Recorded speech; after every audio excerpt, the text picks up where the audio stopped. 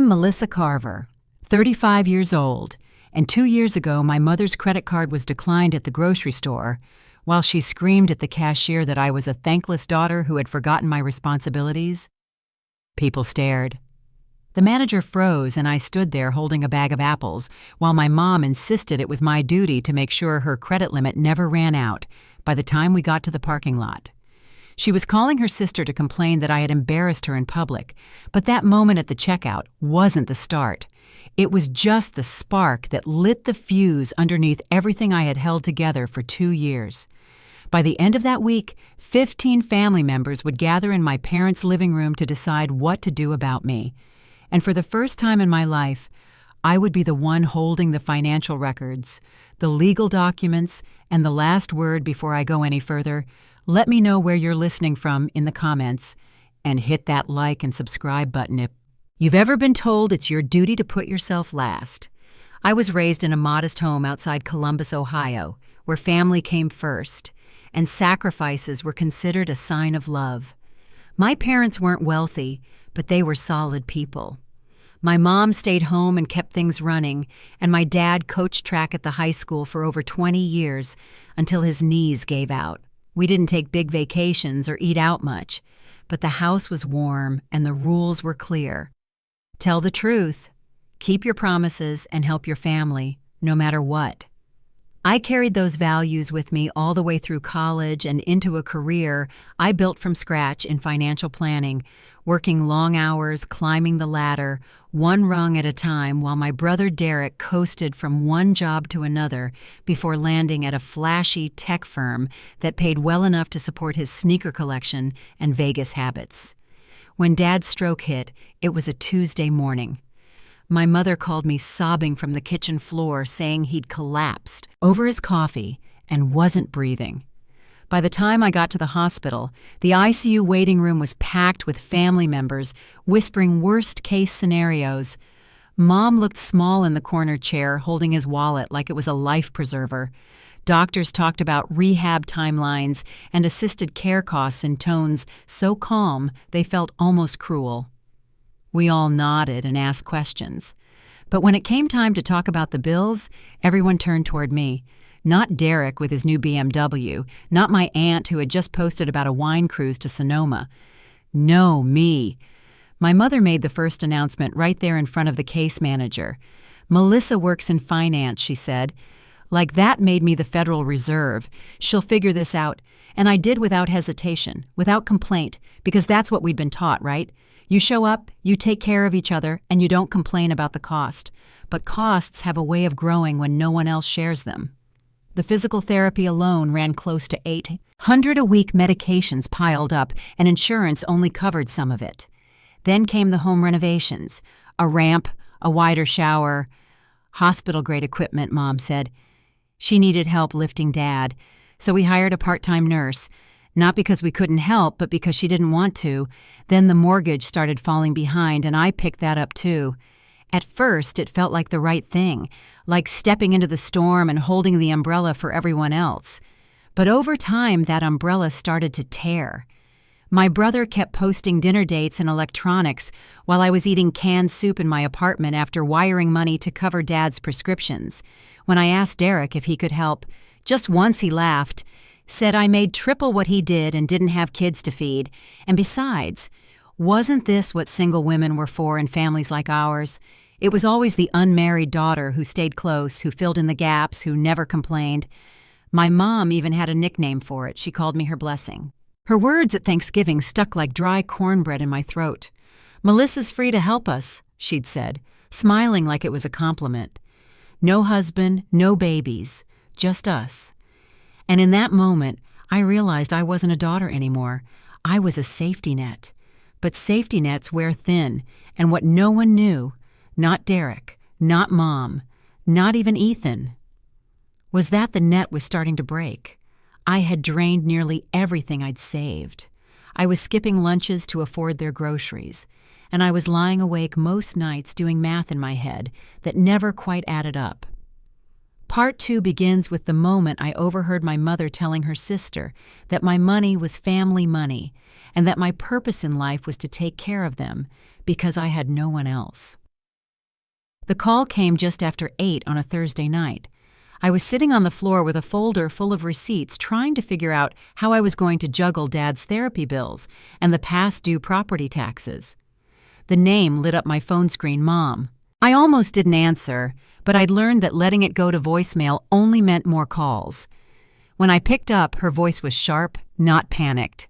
"Melissa, I need you to increase my credit limit. I tried to place an order at Nordstrom and it didn't go through. I told her the card was meant for groceries and medical items." "Don't be ridiculous," she snapped. "I needed a few things." "Why are you acting like it's your money?" I said. "I had bills of my own." She scoffed. "What bills? You live alone. No kids. You come home to an empty apartment and frozen meals. What do you need money for?" I told her again I couldn't raise the limit. In fact, I was thinking of lowering it. She didn't take that well. "You're selfish," she hissed. "Your brother needs help with his wedding fund and you're hoarding money like some greedy banker.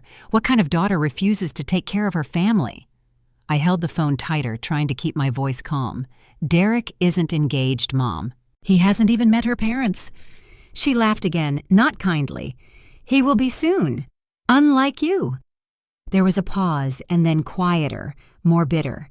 "You made your choice career over family. Now the least you can do is support the ones who stayed."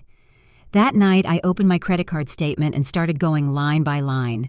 The Nordstrom charge was just the beginning. Spa appointments, restaurant tabs, gadgets from Derek's favorite electronics store, all mixed in between Dad's prescriptions and the hospital bills I'd stopped questioning. I stared at the screen for a long time. The next morning, I called Lena Harris, my old roommate from college. She'd gone into estate law, focusing on family financial matters. "I think I need help," I told her. "From my own family." Her voice was steady. "Come in tomorrow. Bring everything." Her office was glass and wood and order. She already had a folder waiting when I arrived. "You showed me this once, remember?" she said, sliding it across the table. I nodded. 6 months ago, I'd sat here and done nothing. I wasn't ready then. Lena opened the folder again. "This is the conditional financial power of attorney your father signed 3 years ago. It names you the successor trustee for a trust account funded by his life insurance. Your mom and Derek don't know it exists. I hadn't touched the account. I thought it was just for emergencies." She tapped a paragraph. "It is. It covers medical care and necessary expenses. But your dad knew your mom's spending habits. He called me himself, worried about what might happen if something happened to him." She looked at me closely. "You've already spent nearly $250,000 of your own money. The trust has over $500,000 untouched.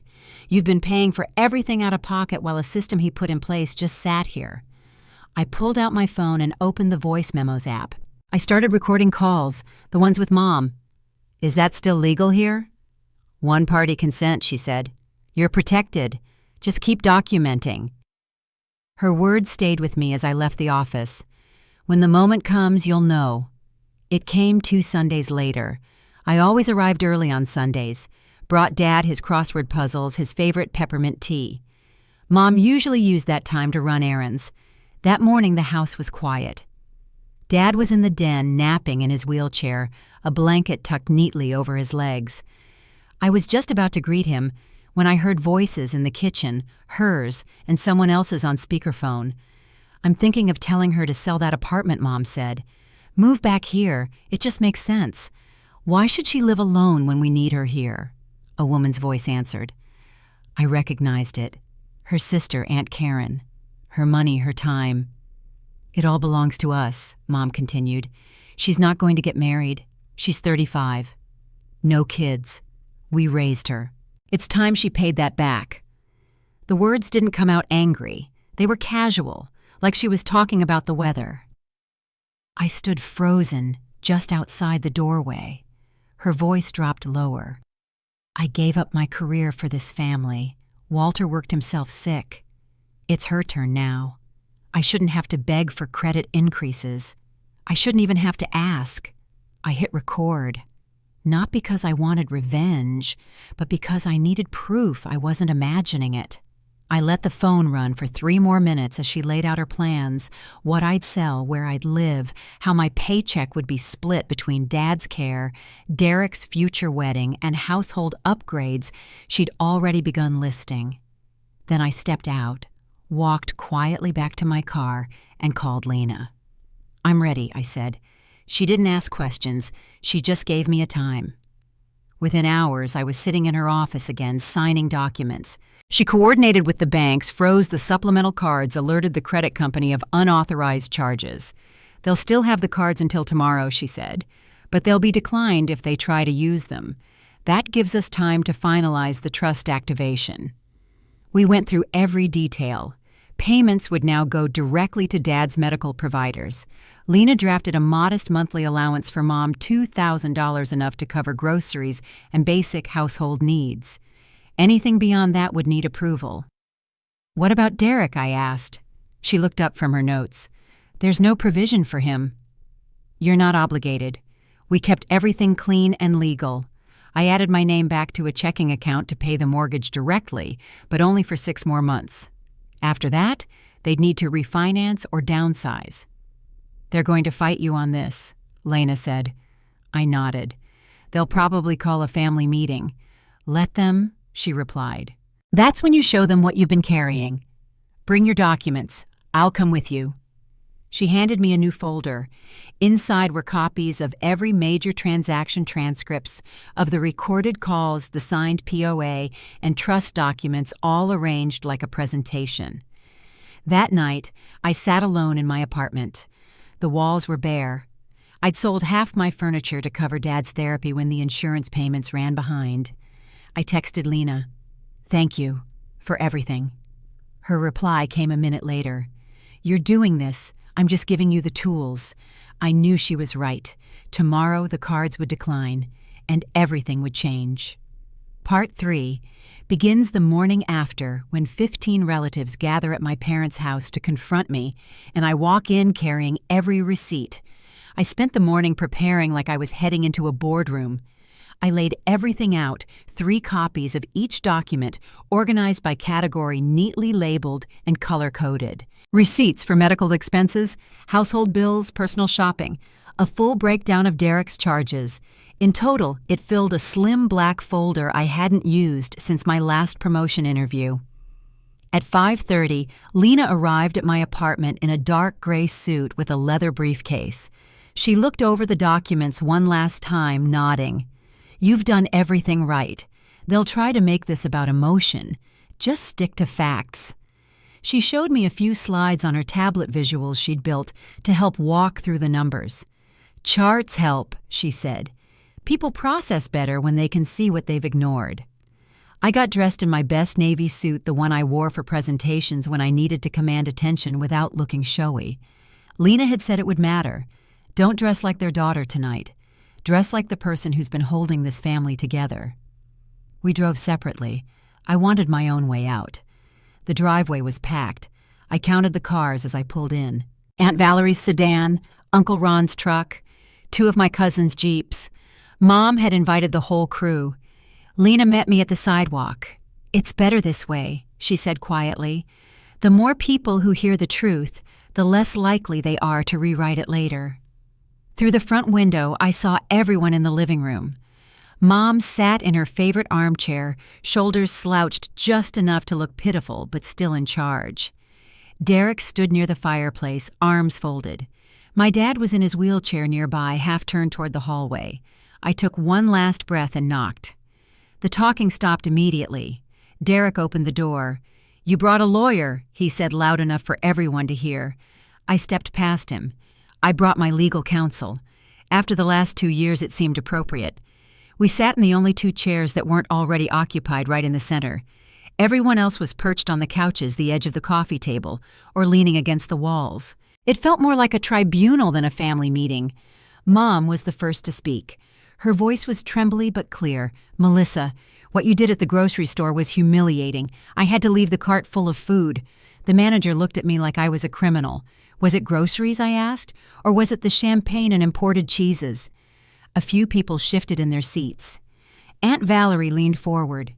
Your mom told us it was just basic supplies, milk, bread, eggs. I opened my folder and slid a copy of the receipt to the coffee table. Page 1. That's the itemized list. Uncle Ron picked it up and scanned it. $300 at a specialty market, he muttered. Not exactly basic. You've been spying on her, Derek cut in. I've been monitoring my own account, I replied. The account I'm responsible for. You gave her that card? He snapped. It was for Dad's care, not for weekend shopping or spa days. Cousin Rachel spoke up from the corner of the room. You make good money, Melissa. What's the problem? I pulled out the next set of papers. Here's the problem. Over the last 2 years, I've spent $240,000 on family expenses. That's tuition-level spending, and only about 40% of that went to actual medical care. Why are you keeping track, Mom asked. You never brought this up before. Because no one asked if I was okay covering it, I said.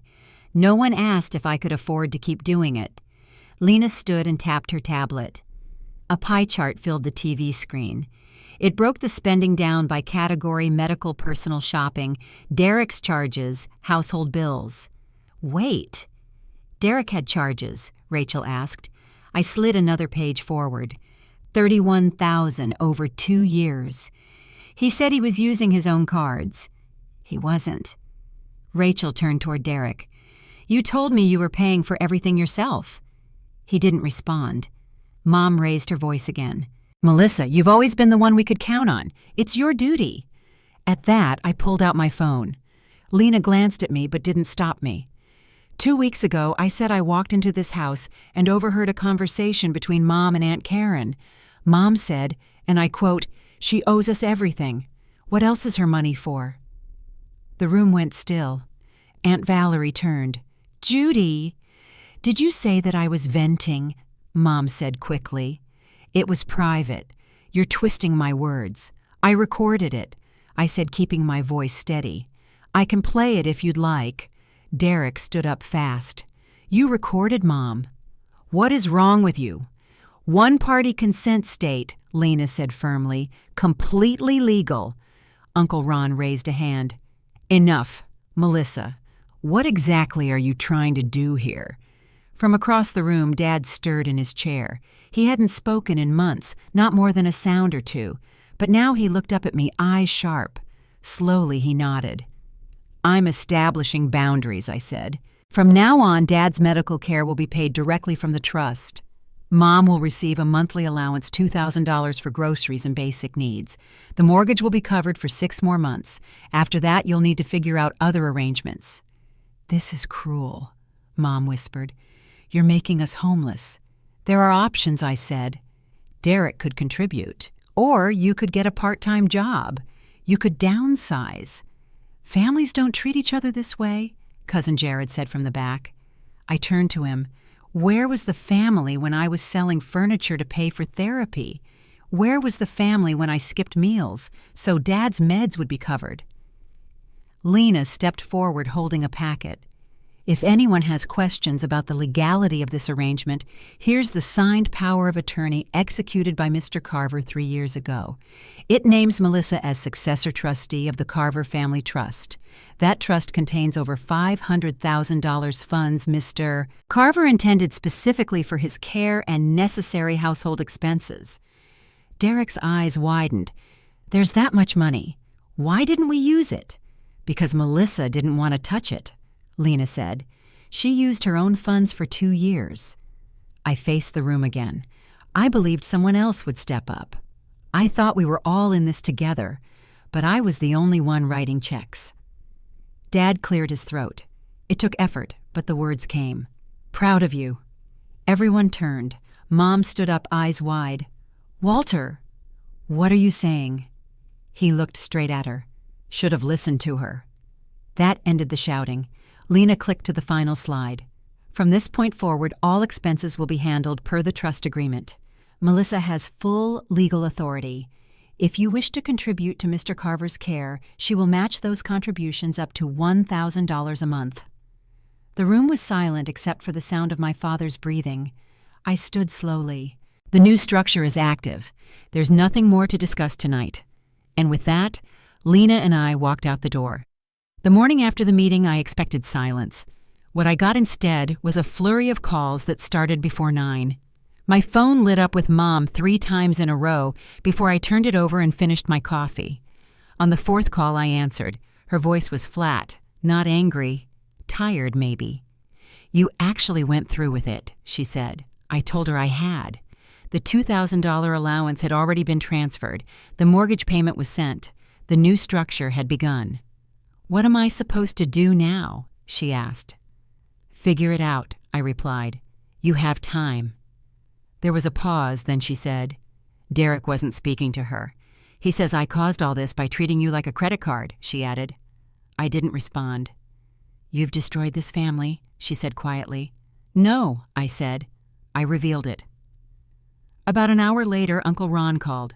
"Just wanted to let you know I sent my $500 contribution for Walt's care," he said. "I matched it," I told him. "Thank you." He sighed. "Linda's not handling this well. I said she'd adapt." "Derek's worse," he added. "He's been calling around trying to borrow money." I asked what for. "He and Rachel had a joint account. She's gone. Took half. He's trying to buy her out of the apartment." I didn't say anything. Ron chuckled softly. I told him to sell the BMW. He didn't like that answer. That weekend I went to see Dad. The house was quiet. The homemaid I'd hired greeted me and said Mom was staying with Aunt Valerie for a few days. Dad was watching TV, alert and calm. When he saw me, he smiled, then motioned toward the armchair beside him. "Proud of you," he managed. I sat down, handed him a magazine, and adjusted his blanket. "I should have done it sooner," he said. I shook my head. "You did what you could." His hand rested on mine. "Your time," he said. I nodded. The aide brought lunch, a real meal paid for directly from the trust. No more cutting corners or rationing pills. We sat together in the quiet for over an hour. There was nothing heavy to say, no arguments, just the hum of the TV and the sound of Dad breathing steady beside me. That night, I ordered Chinese takeout for myself. Not from a discount app or heat and serve tray, but real food with leftovers for the next day. I could afford it now? My phone buzzed as I was unpacking the bag. A text came through from a number I didn't recognize at first. "Hi, Melissa, it's Rachel. I just wanted to say you did the right thing. Stay strong." I stared at the message for a moment, then set the phone down without replying.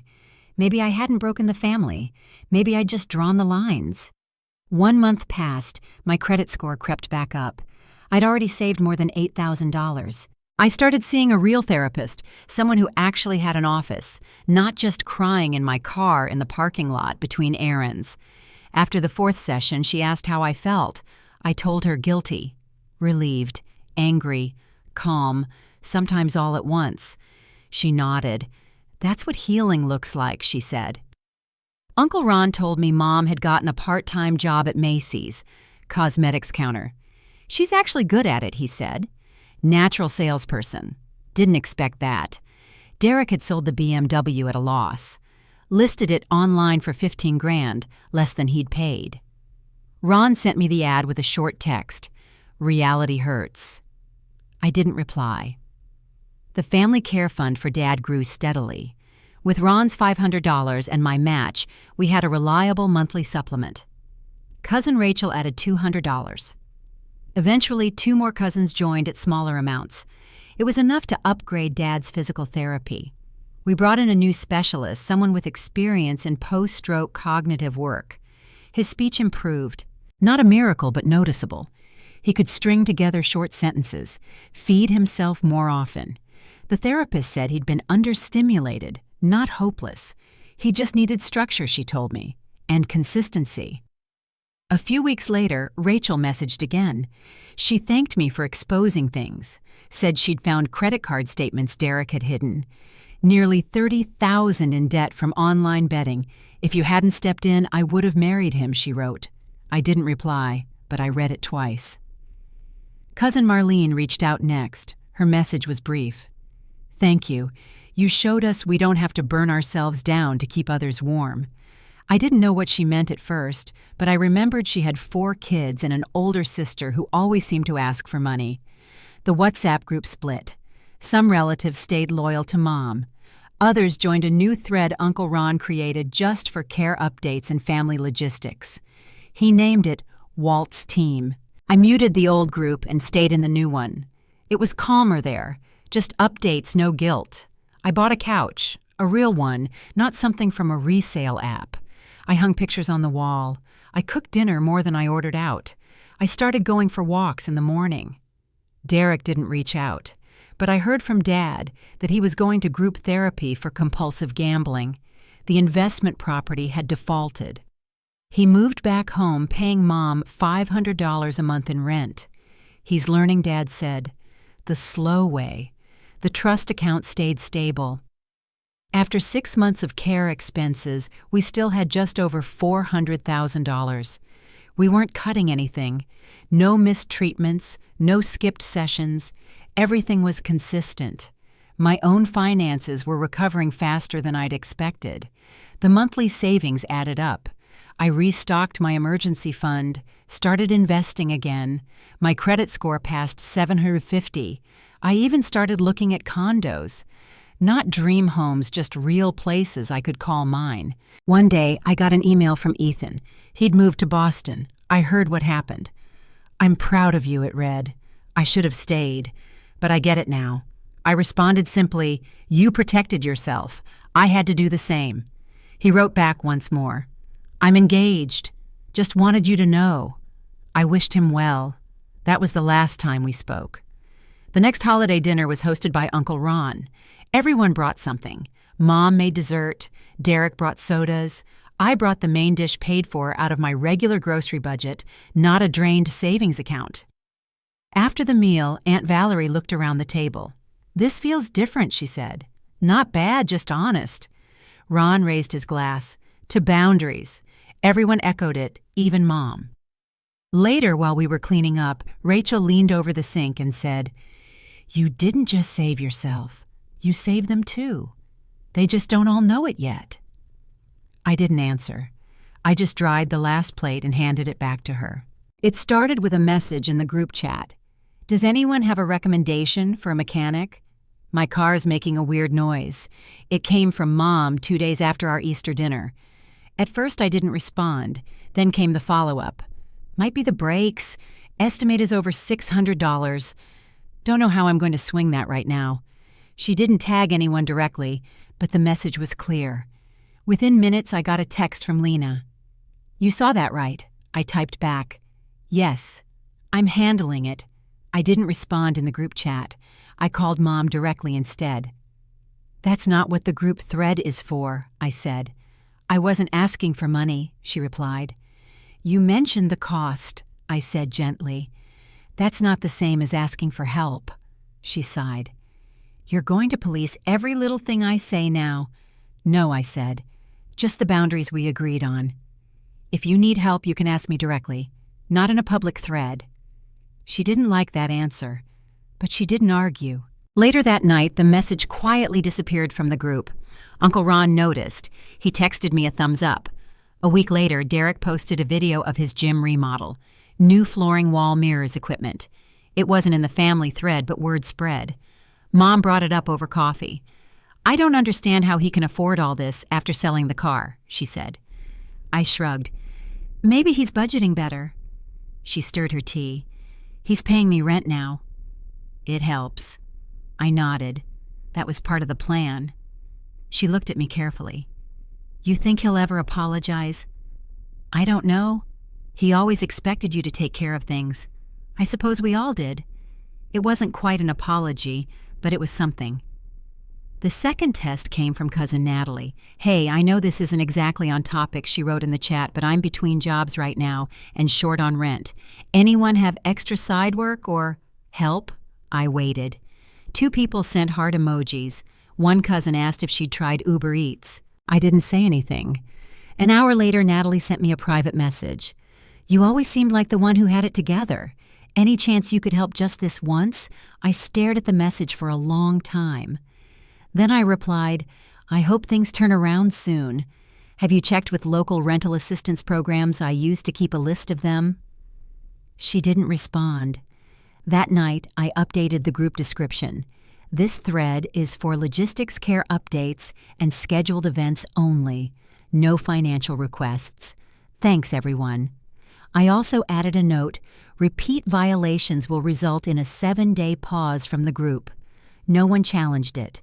That Sunday, Dad and I sat outside on the back porch. The home aide brought out lemonade. The breeze was mild and the sun sat low over the trees. "You look rested," he said. "I feel rested." He smiled. "Mom's adjusting." "She's getting there." He nodded slowly. "Takes time." We didn't talk about Derek. We didn't need to. The next day, I went on a second date with someone new, Ben. We met through a local hiking group. He worked in land conservation and had a calm way of talking, like everything moved just one step slower around him. After dinner, we sat in his truck, watching the last of the evening traffic roll by. "You mentioned your family once," he said.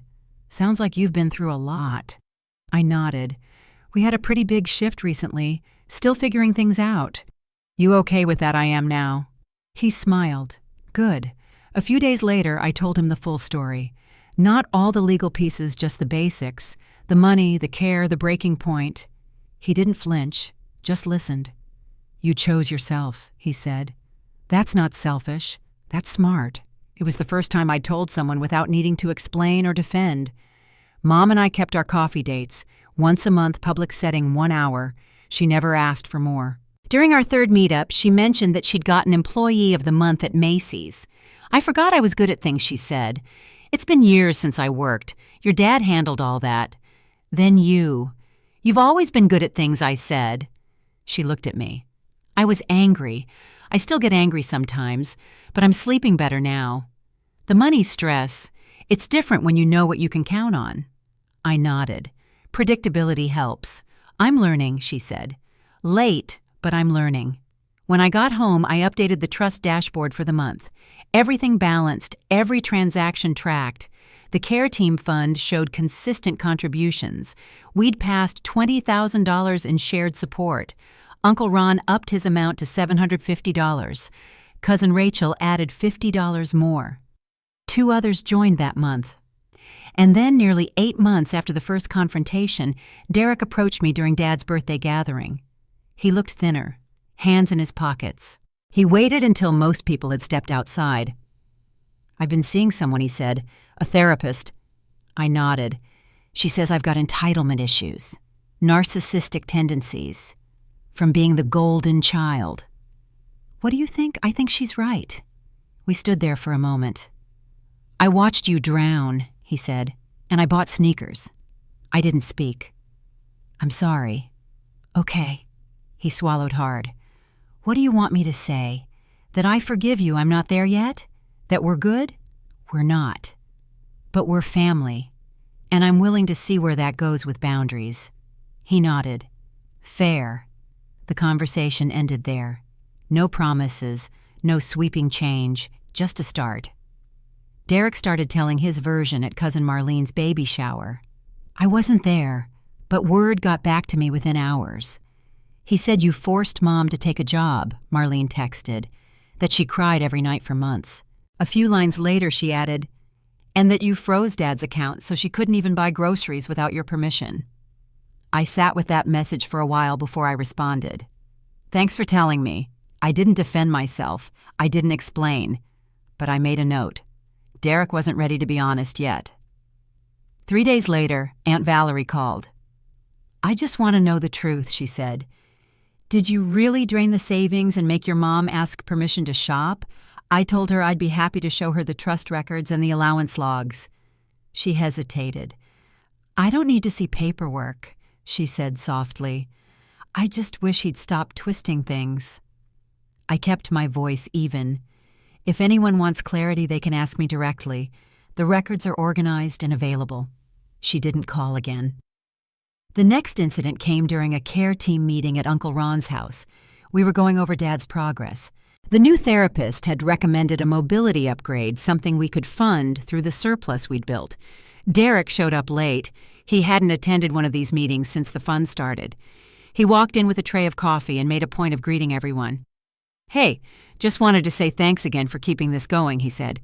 especially since we all remember how this started with Melissa freezing everything and shutting people out. The room went quiet. Uncle Ron cleared his throat. I remember how it started. Melissa paid every bill for 2 years without help.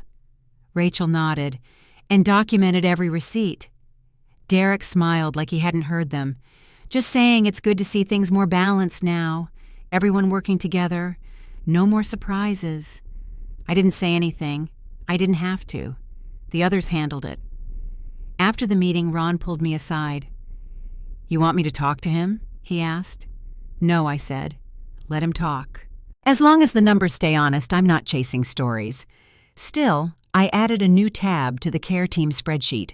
Rumor tracking, I labeled it just for me. I kept notes, dates, claims, who repeated what. Not out of paranoia, just clarity. A week later, Lena called. I had a voicemail from someone named Gina Saeed. She was your cousin's friend. Asked if you'd gotten permission to control your dad's finances. She paused. Sounded like someone's fishing. I'll handle it, I said. Want me to send a cease and desist? Not yet. I didn't tell Lena that I'd already gotten a similar message, this one in a Facebook comment on an old photo.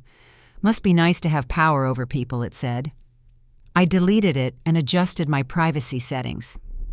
The next family event was Dad's quarterly check-in with the full care team. Everyone was invited, contributors home, health aides, even the new speech therapist. We held it at the rec room of the community center. It was casual folding chairs, snacks, a whiteboard. Derek brought a PowerPoint. He'd put together a 3-slide presentation titled Shared Responsibility, a Model for Fairness. It listed vague suggestions about future financial roles.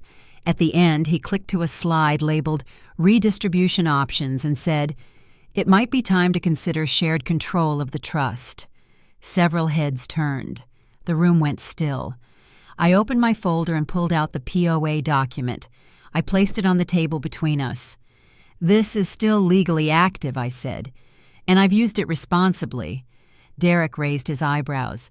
I'm just saying maybe we revisit some of the terms, now that things have settled. You're welcome to submit a request to the trustee, I said calmly, which is still me. Rachel let out a short breath. This is ridiculous, she said. You didn't lift a finger until your name wasn't on a card anymore. Uncle Ron tapped the table. We're not here for power grabs. We're here for Walt. The therapist glanced between us. I think we've hit a tense spot, she said kindly. Maybe we can refocus. We did, but Derek left early. That night he sent a group text. Thanks to those who are open to evolving structures, families grow. So should leadership. I didn't reply. Neither did anyone else. The next day I got a message from Jennifer. She'd been quiet since their split, but she hadn't disappeared. I heard about the meeting, she wrote. He's spinning again. He told my sister you locked everyone out of the family trust and were using it to get revenge. I just sent back, thanks for the heads up.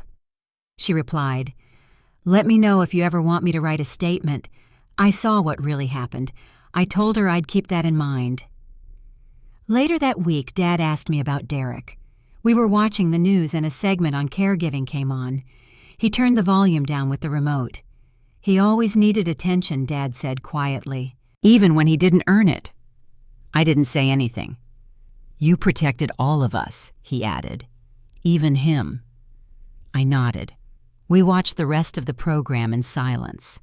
The next Sunday dinner, Derek didn't come. Mom said he was visiting a friend. I noticed she didn't defend him this time. She asked how Dad was doing, then asked for help understanding one of her insurance forms. She said, please. I sat at the kitchen table walking her through the policy language. She took notes. I've been reading more of these, she said, trying to learn what everything means. You're doing fine, I said. She smiled. It feels good not to be lost. That evening, I updated the trust records again. All contributions accounted for, all bills covered, no red flags. The shift came quietly, just a ripple at first. It started when Rachel emailed me a scanned letter. Thought you should have this, she wrote. It was handwritten, dated 3 years earlier, and signed by Mom. A copy of a note she'd sent to Derek after a family argument. In it, she apologized for letting Melissa make decisions without including you. She wrote, "I know you deserved a voice, even if she doesn't think so," and ended with, "Someday I'll make this right." Rachel added one line beneath the scan. "She gave this to me the same week you paid off her mortgage." I thanked her and filed it. The next week, a notification popped up from the bank account tied to the care fund. It flagged a pending transfer request, $4,000 labeled Mobility Scooter Upgrade. The name on the request was Derek. I declined the transfer. 10 minutes later, he called. "I'm getting Dad the scooter he saw in that catalog," he said. He lit up when I showed him. "We already ordered one," I said. "It's arriving Thursday, covered under the equipment budget." Derek didn't answer at first. Then, "Right. Well, mine's probably better quality." I didn't argue. I just said, "The budget's been fulfilled." He hung up. That weekend, Lena emailed me the finalized audit. "Everything checks out," she wrote. "Flawless record keeping." "Want me to notify the care team?" I said yes. She sent a clean, professional report to the whole group. Rachel, Uncle Ron, the therapists, the nurses, and Derek. It laid out every deposit, every disbursement, and every signature time-stamped and reviewed. 3 people responded within an hour. All positive. All confirming. Derek never replied. 2 days later, Dad's physical therapist called me aside after a session. He mentioned a family meeting she asked. Something about a new plan. "I don't know about any new plan," I said. She nodded. "I just wanted to check." He seemed confused. Said Derek told him we were changing everything. I scheduled an extra session with the speech therapist for clarity. Later that week, Mom asked if I could help her scan some documents. She brought over an accordion folder with tax forms and insurance papers. As we worked, she hesitated. "I know I hurt you," she said quietly. "I kept filing. I believed things I shouldn't have," she added. "I didn't ask enough questions." "You're asking now," I said. She nodded. "I'd like to make that legal." I looked up. "What do you mean?" She pulled out a small envelope from the back of the folder. Inside was a notarized letter granting me durable medical power of attorney for her too, signed and witnessed. "I already have your dad's," she said. "It's only fair." I stared at the document. "When did you do this last week?" I wanted it to be my choice. We didn't speak for a moment. Then she added, "I told Derek yesterday. He didn't take it well." "I imagine not. He said I was picking sides," she said. "But this isn't about sides. It's about safety." I folded the document and slid it into my binder. The next Sunday dinner, Derek arrived late and left early. He barely spoke. When he stood to go, he said, "I'll be in touch with updates. Some of us are working on a broader plan." No one asked what that meant. The following morning, I received a group email. The subject line, "Proposal for Restructured Family Oversight." It was written like a policy brief complete with bullet points and a suggested voting system for major financial decisions. Attached was a letter signed by Derek and no one else. Within the hour, Rachel replied, "This is not a corporation." Uncle Ron followed, "We already have a structure. It's called responsibility." I added my response last. The POA remains active. Nothing has changed.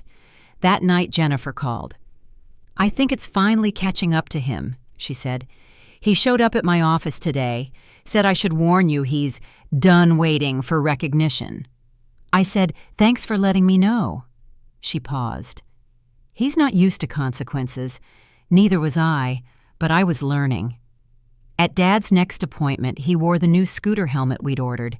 He was joking with the nurse about painting flames on the side. When he saw me, he raised a thumb. "You did good," he said. "You always do." We rode back to his house in silence. As I helped him inside, he turned to me at the door. "If anything happens to me," he said, "you keep this steady. Don't let the noise in." I promised I would. That afternoon, the trustee emailed me directly. "There have been no credible challenges to your role," she wrote. "We will continue as planned." 1 hour later, Lena called. "Just forwarded a message from Derek's attorney," she said. "Empty threat, no standing. But I thought you should see it. Thanks." She hesitated. "He's trying to exhaust you. He won't," I said. 3 days later, I received a certified letter from Derek. It included a new family charter printed on heavy paper with gold trim. At the bottom, he'd left space for signatures. No one signed. The next Sunday, only Rachel, Ron, and Mom came for dinner. We made lasagna and watched a documentary. When it ended, Rachel said, "You know you've already won, right?" I shook my head. "It's not about winning. It is to him," she said.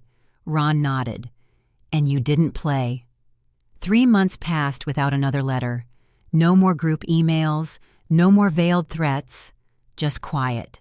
I kept the routines. Sunday dinners stayed small, just Mom, Rachel, and Uncle Ron most weeks. Sometimes Jennifer stopped by after her shift. She always brought something sweet, usually something store-bought, and Dad always acted like it was a grand surprise. We found a rhythm again. It wasn't perfect, but it was peaceful. One afternoon in early spring, Mom asked if we could talk. We sat in the sunroom. The trees outside were just starting to bloom. She held a small wooden box in her lap. I recognized it. It used to sit in Dad's office drawer, his safe place for anything important. She opened it and pulled out a folded sheet of paper. "It's my letter," she said. "The one I wrote to Derek. The one Rachel showed you." I nodded. "I've added something to it," she said. She handed me a second page, handwritten and dated that morning. It read simply, "You were the one who stayed, the one who never raised your voice even when mine failed you.